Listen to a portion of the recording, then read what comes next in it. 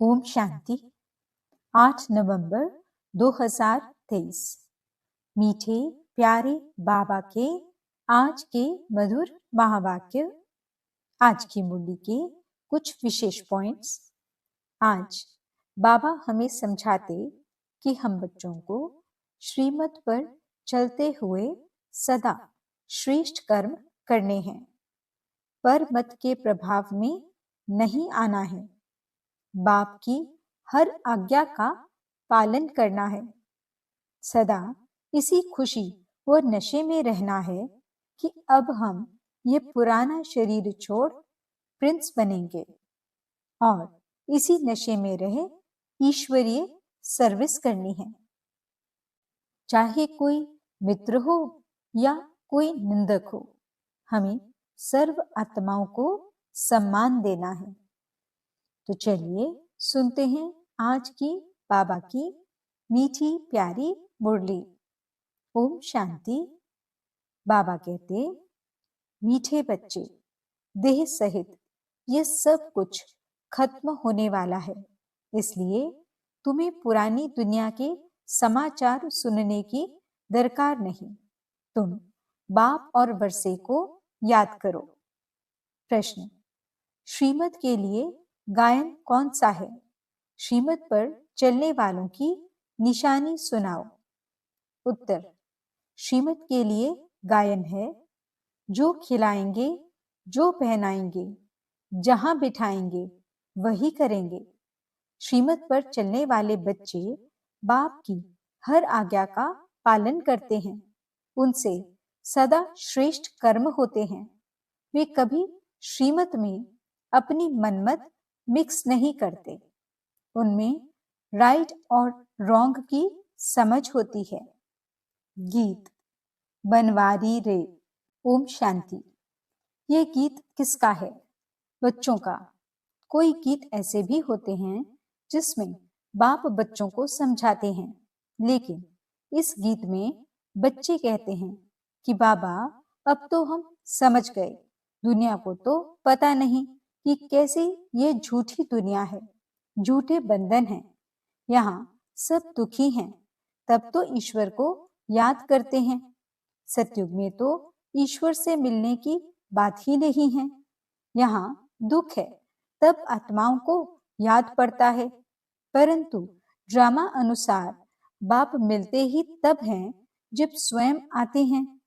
बाकी और जो भी पुरुषार्थ करते हैं सब व्यर्थ है, क्योंकि ईश्वर को सर्वव्यापी मानते हैं, ईश्वर का रास्ता गलत बताते हैं। अगर कहें कि ईश्वर और उनकी रचना के आदि मध्य अंत को हम नहीं जानते हैं, तो ये बोलना सच है। आगे ऋषि मुनि आदि सच बोलते थे, उस समय रजोगुनी थे, उस समय झूठी दुनिया नहीं कहेंगे। झूठी दुनिया नरक कलयुग अंत को कहते हैं। संगम पर कहेंगे यह नरक है, वह स्वर्ग है, ऐसे नहीं, द्वापर को नरक कहेंगे। उस समय फिर भी रजो प्रधान बुद्धि है, अभी है तमो प्रधान, तो हेल और हेवन संगम पर लिखेंगे।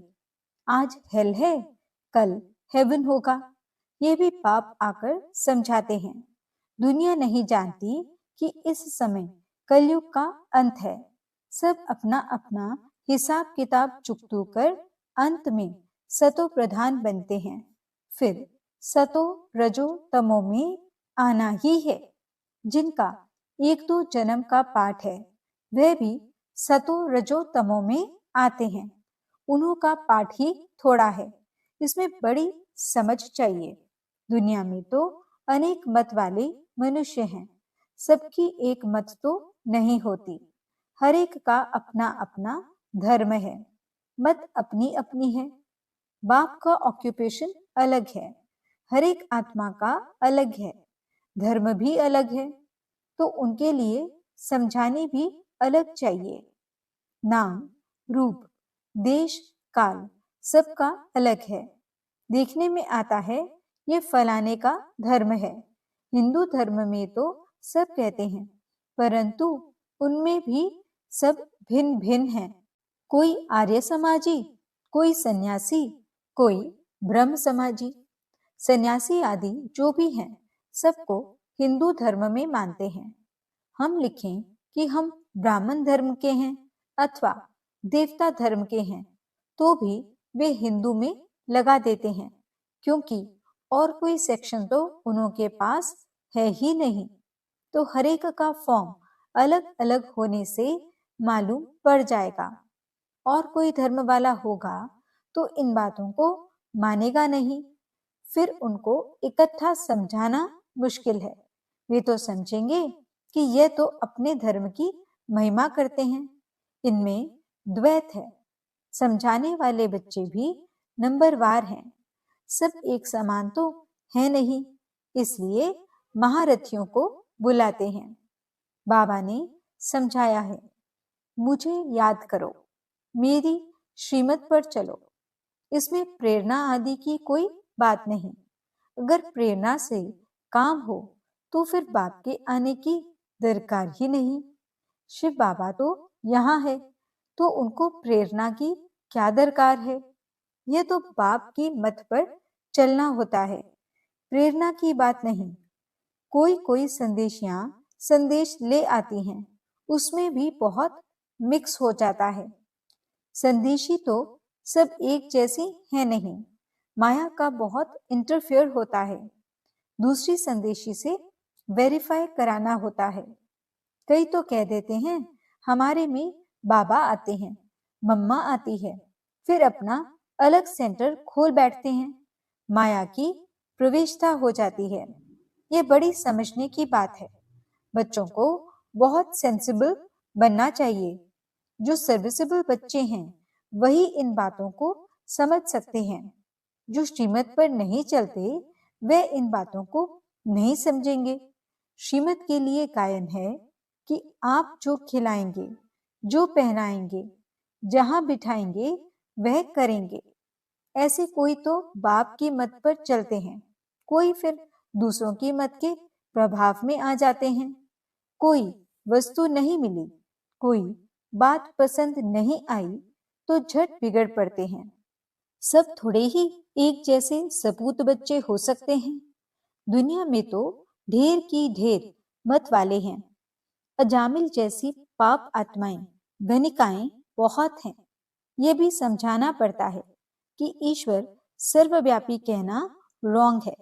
सर्वव्यापी तो 5 विकार हैं, इसलिए बाप कहते हैं यह आसुरी दुनिया है। सतयुग में 5 विकार होते नहीं। कहते हैं शास्त्रों में ये बात ऐसे है, परंतु शास्त्र तो सब मनुष्यों ने बनाए हैं। तो मनुष्य ऊंच हुए या शास्त्र? जरूर सुनाने वाला ऊंच ठहरे ना। लिखने वाले तो हैं मनुष्य। व्यास ने लिखा वह भी मनुष्य था ना। ये तो निराकार बाप बैठ समझाते हैं। धर्म स्थापकों ने जो आकर के सुनाया उसका फिर बाद में शास्त्र बनता है। जैसे गुरु नानक ने सुनाया, बाद में ग्रंथ बनता है। तो जिसने सुनाया उसका नाम हो गया। गुरु नानक ने भी उनकी महिमा गाई है। सबका बाप वह एक है।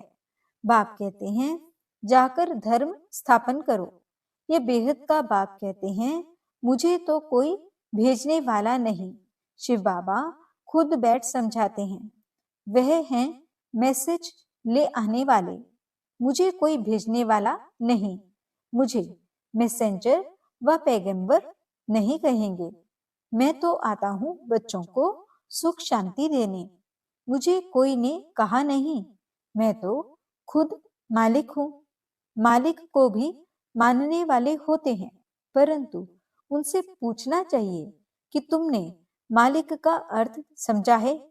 वह मालिक है, हम उनके बच्चे हैं, तो जरूर वर्षा मिलना चाहिए। बच्चे कहते हैं हमारा बाबा, तो बाप के धन के तुम मालिक हो। मेरा बाबा बच्चे ही कहेंगे। मेरा बाबा तो फिर बाबा का धन भी मेरा। अभी हम क्या कहते हैं? हमारा शिव बाबा। बाप भी कहेंगे ये हमारे बच्चे हैं। बाप से बच्चों को वर्षा मिलता है। बाप के पास प्रॉपर्टी होती है। बेहद का बाप है ही स्वर्ग का रचयिता। भारतवासियों को भी प्रॉपर्टी किससे मिलती है? शिव बाबा से। शिव जयंती भी मनाते हैं। शिव जयंती के बाद फिर होगी श्री कृष्ण जयंती, फिर श्री राम जयंती। बस मम्मा बाबा की जयंती व जगदम्बा की जयंती तो कोई गाते नहीं। शिव जयंती, फिर राधे कृष्ण की जयंती, फिर राम सीता जयंती। जब शिव बाबा आए तब शूद्र राज्य विनाश हो, यह राज भी कोई समझते नहीं। बाप बैठ समझाते हैं। वे आते हैं जरूर। बाप को क्यों बुलाते हैं? श्री कृष्णपुरी स्थापन करने। तुम जानते हो शिव जयंती बरोबर होती है। शिव बाबा नॉलेज दे रहे हैं। आदि सनातन देवी देवता धर्म की स्थापना हो रही है। शिव जयंती है बड़े ते बड़ी जयंती। फिर है ब्रह्मा विष्णु शंकर। अब प्रजापिता ब्रह्मा तो मनुष्य सृष्टि में है। फिर रचना में मुख्य है लक्ष्मी नारायण, तो शिव है मात पिता। फिर मात पिता ब्रह्मा और जगत अम्बा भी आ जाते हैं। ये समझने और धारण करने की बातें हैं। पहले पहले समझाना है। बाप परम पिता परमात्मा आते हैं पतितों को पावन करने। वह नाम रूप से न्यारा हो तो उनकी जयंती कैसे हो सकती? गॉड को फादर कहा जाता। फादर को तो सब मानते हैं। निराकार है ही आत्मा और परमात्मा। आत्माओं को साकार शरीर मिलता है। ये बड़ी समझने की बातें हैं। जो कुछ भी शास्त्र आदि नहीं पढ़ा हुआ हो तो उसके लिए और ही सहज है। आत्माओं का बाप वे परम पिता परमात्मा स्वर्ग की स्थापना करने वाला है। स्वर्ग में होती है राजाई, तो जरूर उनको संगम पर आना पड़े। सतयुग में तो आ न सके। वह प्रालब्ध 21 जन्मों का वर्षा संगम पर ही मिलता है। यह संगम युग है ब्राह्मणों का। ब्राह्मण है चोटी। फिर है देवताओं का युग, हरिप युग 1250 वर्ष का है। अभी 3 धर्म स्थापन होते हैं, ब्राह्मण, देवता, क्षत्रिय। क्योंकि फिर आधा कल्प कोई धर्म नहीं होता। सूर्यवंशी चंद्रवंशी पूज्य थे, फिर पुजारी बन जाते हैं। वह ब्राह्मण तो किस्म किस्म के होते हैं। अभी तुम अच्छे कर्म कर रहे हो जो फिर सतयुग में प्रालब्ध पाओगे। बाप अच्छे कर्म सिखलाते हैं। तुम जानते हो हम श्रीमत पर जैसे कर्म करेंगे औरों को आप समान बनाएंगे तो उसकी प्रालब्ध मिलेगी। अभी सारी राजधानी स्थापन होती है। आदि सनातन देवी देवता धर्म की राजधानी होती है। यह है प्रजा का प्रजा पर राज्य, पंचायती राज्य है। अनेक पंच हैं, नहीं तो 5 पंच होते हैं। यहाँ तो सब पंच ही पंच हैं। सो भी आज हैं कल नहीं। आज मिनिस्टर हैं, कल उनको उतार देते हैं। एग्रीमेंट कर फिर कैंसिल कर देते हैं। यह है अल्पकाल का क्षण भंगुर राज्य। किसको भी उतारने में देरी नहीं करते हैं। कितनी बड़ी महिमा है। अखबारों से कुछ न कुछ पता पड़ता है। इतने सब अखबार तो कोई पढ़ नहीं सकता। हमको इस दुनिया के समाचार की दरकार ही नहीं। ये तो जानते हैं देह सहित सब कुछ इस दुनिया का खत्म हो जाने वाला है। बाबा कहते हैं सिर्फ मुझे याद करो तो तुम मेरे पास आ जाएंगे। मरने के बाद फिर साक्षात्कार होगा। शरीर छोड़कर फिर आत्मा भटकती भी है। उस समय भी हिसाब किताब भोग सकते हैं। साक्षात्कार सब होता है, अंदर ही साक्षात्कार करते हैं। भोगना भोगते हैं। बहुत पछताते हैं कि हमने नाहिक ऐसा किया। पश्चाताप होता है ना। कोई जेल बर्ड होते हैं, वे कहते हैं जेल में खाना तो मिलेगा, मतलब खाना खाने से काम है, इज्जत की परवाह नहीं करते, तुमको तो कोई तकलीफ नहीं, बाप है तो बाप की श्रीमत पर चलना है, ऐसे भी नहीं किसको दुख देंगे, वह तो है ही सुखदाता। आज्ञाकारी बच्चे तो कहेंगे बाबा जो आप डायरेक्शन देंगे तुम ही से बैठूं। यह शिव बाबा के लिए गाया हुआ है। भागीरथ अथवा नंदीगण भी मशहूर है। लिखा हुआ है ना, माताओं के सिर पर कलश रखा, तो वह फिर गऊ दिखाते हैं। क्या क्या बातें बना दी हैं। इस दुनिया में कोई एवर हेल्दी हो नहीं सकता। अनेक प्रकार के रोग हैं, वहां कोई रोग नहीं है। न कभी अकाली मृत्यु होती है, समय पर साक्षात्कार होता है। बूढ़ों को तो खुशी होती है। बूढ़े जब होते हैं तो खुशी से शरीर छोड़ते हैं। साक्षात्कार होता है कि हम जाकर बच्चा बनूंगा। अभी तुम जवानों को भी इतनी खुशी है कि हम शरीर छोड़ जाकर प्रिंस बनेंगे। बच्चे हो व जवान हो, मरना तो सबको है ना, तो सबको यह नशा रहना चाहिए कि हम जाकर प्रिंस बनेंगे। जरूर जब सर्विस करो तब तो बनो, खुशी होनी चाहिए। अभी हम पुराना शरीर छोड़ बाबा के पास जाएंगे, बाबा फिर हमको स्वर्ग में भेज देंगे।